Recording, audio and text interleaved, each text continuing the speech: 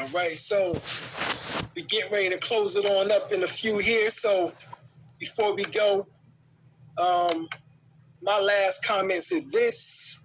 There was an article that came out 6 years ago, November the 18th, 2014, and it says Black people have superpowers. From Time Live. 5 studies have found that white people tend to believe that Black people may have superhuman abilities. Oh, yeah.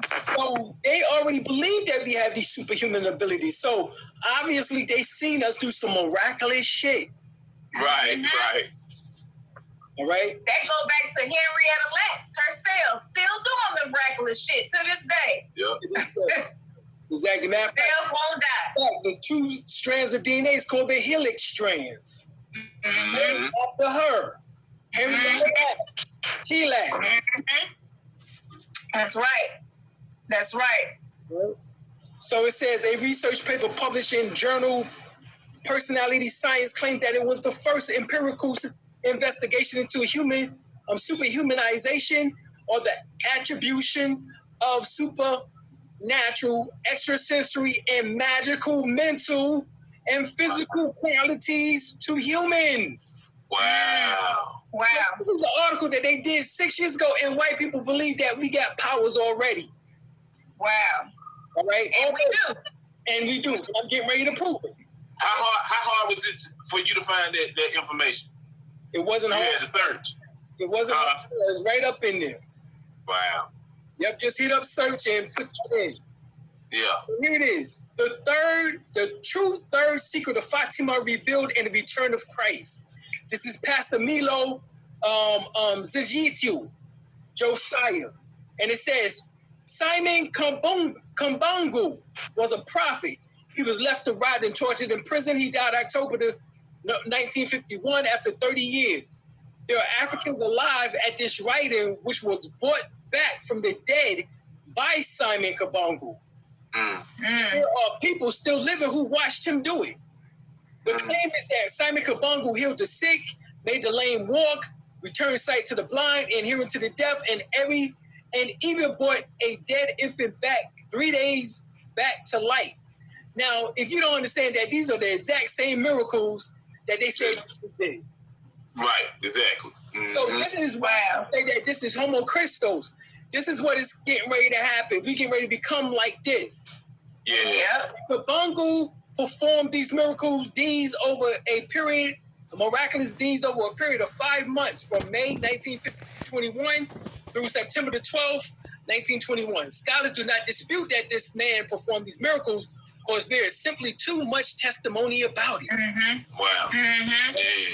Then you have the emergence of African avatars and the Secret of Fatima by Tom and Lexus magazine. All right, now this is one of my favorite. Simeon Toko. He's born February 24th, Pisces, 1918 through 1984. Simeon Toko appeared before people in an aboriginal body and dream state while he was physically alive, and can do so to several after certain selective people 17 years after his natural death. At least one witness said he personally killed Simeon Toko.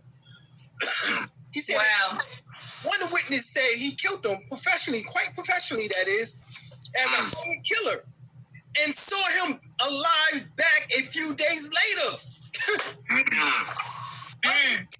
Still living at the writer saw Toko physically slaughtered and watched him bring himself back to life before their astonished eyes. Wow. Now, these are just some of the fantastic stories that we heard. Yeah. Simeon Toko unleashed his army.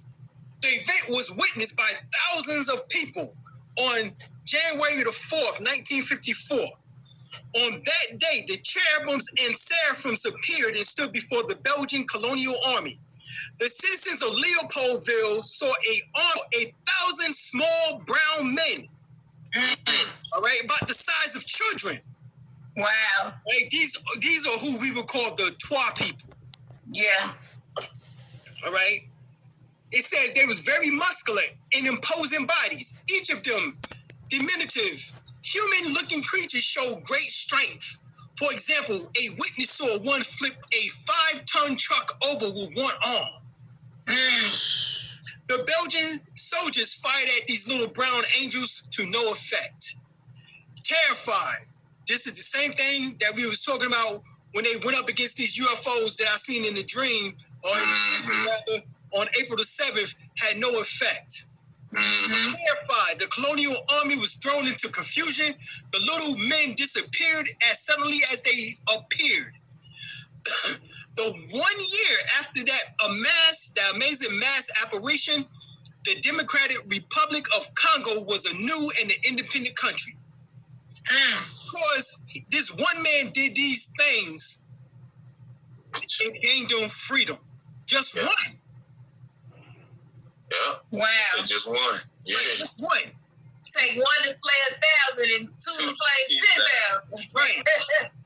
Right. All right.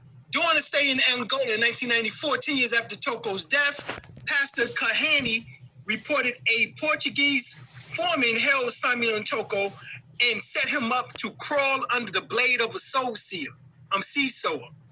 When he was under the engine, the foreman sitting in the driver's seat started it up, severing into pieces the body of Simeon Toko. Terrified, Kahani stood frozen at to the spot watching. The foreman shift into reverse to back it up and change and check the damage.